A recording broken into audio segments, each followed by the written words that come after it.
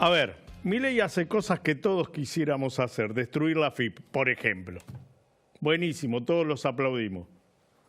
Ahora, no es que la destruye, le cambia el nombre, encima un nombre bastante jodido, Arca, es decir, recaudación, nada más. Y pone en funciones a Andrés Vázquez, que es el mismo funcionario de la ex AFIP, que casi viene a inhibir los bienes de este grupo en el cual estamos trabajando. Y que su primera medida no fue nuevamente inhibir al grupo Clarín, sino ponerle el IVA a los diarios impresos y digitales, a todos los portales. ¿Por qué? Fácil. Guillermo Moreno tenía una forma un poquito menos,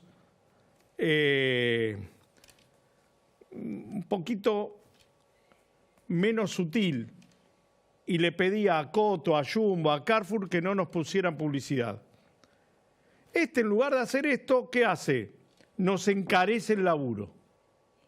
Con lo cual, usted va a tener más posibilidad de seguir desinformándose por Instagram o por Twitter, en lugar de ir a buscar una información un poquito más precisa, realizada por gente que trabaja de periodista.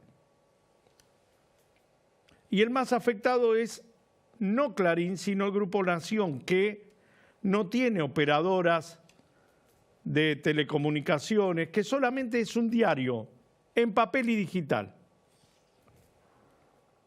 Muchos periodistas como yo también la vamos a sufrir, porque tenemos portales y ahora vamos a tener que pagar IVA por esos portales. Es decir, es el Dr. Jekyll y el Dr. Hyde de Cristina y Milei. Es así. Perdón, Nico Mazot, que te hice esperar tanto tiempo en línea. ¿Cómo estás? ¿Qué tal, Ale? ¿Cómo te va? Acá, feliz. Como todos los argentinos. ¿Qué estás viendo? ¿Cómo se discute en un proceso donde la razón o las ideas quedan de costado por la imposición de los grandes insultos o las grandes definiciones? Bueno, hay que resistir, ¿no? La discusión política buena, argumentada, tiene que resistir, porque no va a ser ni la primera ni la última vez que la ebullición, la espuma o el histrionismo de un liderazgo tape, de alguna manera, le quite atención a la discusión, a la búsqueda de equilibrios y de consensos acá en el Congreso o en la opinión pública o en la discusión general en la calle, y tampoco va a ser ni la primera ni la última vez que esa espuma baje, el tiempo pase y lo que termine imponiéndose sea no la improvisación, el eslogan o el golpe de efecto, sino la verdadera discusión institucional. Así que queda resistir, por supuesto que no es grato, no tiene un repago a corto plazo, al contrario, pero tiene un repago que no se compra de otra manera, ¿no? Que es la tranquilidad de conciencia. Nicolás, te voy a proponer dos temas para enfocar la doble vara y la doble moral. Si bien los gobiernos anteriores, incluido el de Cambiemos y posteriormente el de el Frente de Todos, tuvieron situaciones críticas con dos temas que ustedes tuvieron la centralidad de la discusión política, como son los temas universitarios y los temas de los jubilados. Los dos gobiernos anteriores que marcaba cagaron a los dos sectores, pero las reacciones eran diferentes. Ahora voy a un plano mucho más institucional y republicano, como es la ley de veto presidencial, que Patricia Bullrich, que el PRO, que los radicales querían modificar cuando los decretos los imponían o Cristina o Alberto, pero ahora me parece que van a mirar para otro lado porque Milei quiere el mismo sistema de decretos que tenían Cristina, Alberto y Néstor Kirchner. ¿Por qué crees que pasa esto? Bueno, es bastante viejo eso, ¿no, Alejandro? O sea, se lo conoce en honor a un gran dirigente radical mendocino que fue Raúl Baglini, como el teorema de Baglini, ¿no? Que dice que cuanto uno más se acerca al poder, más cambiantes son sus convicciones. Y eso es lo que está pasando Pero eso no alejó a la gente de la política. ¿Eso no fue lo que provocó el divorcio? Sí, está claro. Yo no lo estoy justificando, lo estoy simplemente tratando de explicar con cierta ironía. Lo que está claro es que si bien todos los gobiernos usaron y abusaron de los decretos de necesidad y urgencia, la verdad es que nunca hubo un gobierno como el actual que lo adoptara como primer recurso, ¿no es cierto? Porque por supuesto que los gobiernos del peronismo tienen una salvedad, que no lo justifica tampoco, pero siempre gobernaron en mayoría. Entonces el decreto no era sustitutivo de la ley, era expeditivo, porque finalmente después tenían en la mayoría para sostener el decreto en el Congreso. En el caso de nuestro gobierno entre el 15 y el 19 no teníamos mayoría, si fuimos mucho más prudentes. Cada vez que se emitía un decreto tenía más que ver o con una verdadera celeridad, que después nos ocupábamos de encontrar los acuerdos para sostenerlo, o tenía que ver con efectivamente un tema que el Congreso por algún motivo se había negado a tratar. Ahora, nunca pasó como en este caso un gobierno con tanta minoría que le importe un bledo construir la legitimidad de las normas y que ni siquiera intente pasar las cosas por ley, sino que se apalanque en dos derechos legales y constitucionales, como son por un lado el decreto de necesidad y urgencia y por otro lado el veto, para ni siquiera preocuparse en construir una mayoría para formar leyes, sino en consolidar una minoría extrema para resistir vetos y decretos de necesidad y urgencia. Entonces eso que daña, digamos, acá lo más importante no es discutir en qué cosas acierta o en qué cosas se equivoca el gobierno de Milei, porque efectivamente acierta en varias también. El tema es que, casi como una paradoja de la realidad, mientras el lamebota de Scioli hace un tiempo lo postulaba a Milei para el premio Nobel, terminó ganando el premio Nobel probablemente el trío que en algún punto es la antítesis de Milei, ¿no? Que a diferencia de Milei, que cree que las instituciones las hace él mismo y que importan un bledo y que, digamos, puede decir la barbaridad que quiera en política internacional, total después se desdice, o puede querer aleccionar en los foros internacionales a mandatarios del mundo que son infinitamente más exitosos que él, o que se puede llevar puesto al periodismo, al Congreso, a la justicia, como quiera. El premio Nobel, la distinción más importante de la economía contemporánea, la ganó un trío de economistas que básicamente lo que postula es que el factor más importante para el crecimiento de largo plazo y el desarrollo de las naciones es precisamente la estabilidad institucional. Es lo contrario a Milei. Entonces la principal crítica no es cómo obtiene Milei la razón en la legalidad, en la cortita. La crítica es que esto no es sostenible, que es el principal problema que han tenido todos los procesos en la Argentina.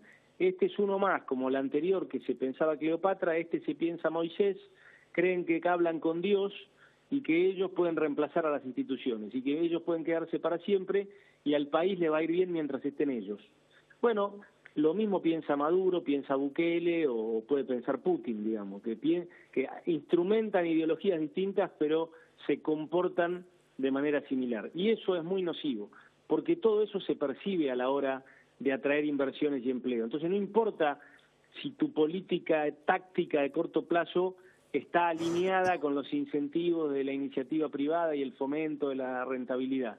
Lo que importa es que no es creíble, porque nadie viene por 24 meses nada más.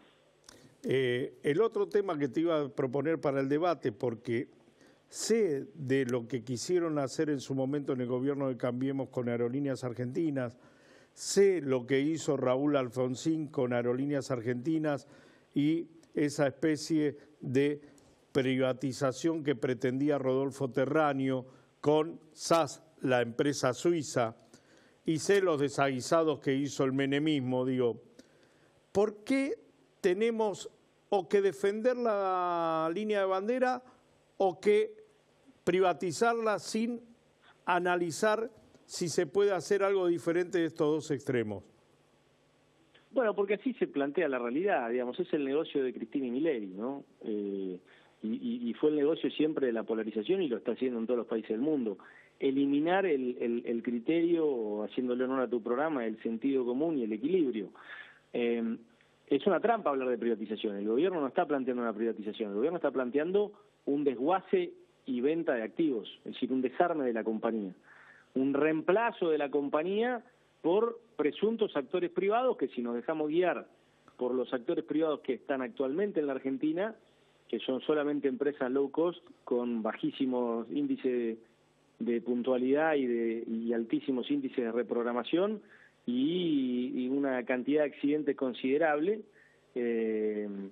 la verdad es que no parece muy alentador, sobre todo cuando Aerolíneas, que fue pésimamente manejada y que tuvo una absolutamente desubicada intromisión de la política, y eso es indiscutible, en la foto actual, no en la historia y el acumulado de los últimos 15 años, en la foto actual, a fuerza de distintas reformas, inclusive las que en los últimos meses hizo el gobierno actual, es una compañía que se sustenta en el 98% de sus ingresos. El aporte del Estado hoy representa apenas el 2% y está bajando. Digo, el año pasado era 4% y el año que viene se estima que va a seguir bajando. Es decir que en 1 o 2 años se puede pensar en una aerolínea que no requiera más dinero del Tesoro.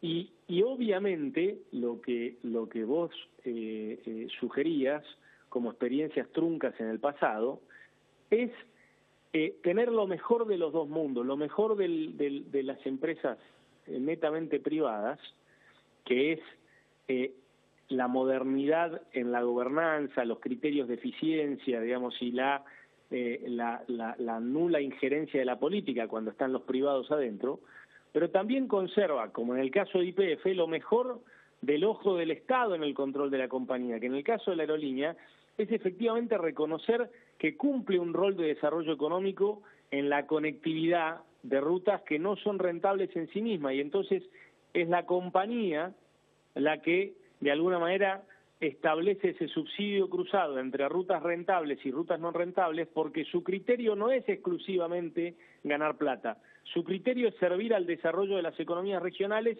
y el crecimiento de la economía nacional.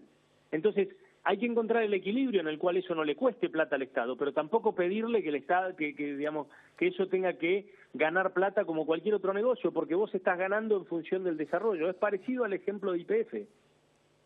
Este gobierno dice el Estado es bobo, no puede administrar bien compañías. Bueno, yo digo, menos mal que el Estado hace 10 o 12 años fue a buscar una persona intachable como Miguel Galucho, que era exitosísimo en lo más competitivo del mundo de la exploración y la producción petrolera y gasífera, y apostó, aun cuando no era rentable, y el Estado a través de YPF tuvo que poner mucha plata, al desarrollo de Vaca Muerta, porque es hoy lo que nos permite tener superávit energético y por ende superávit fiscal también.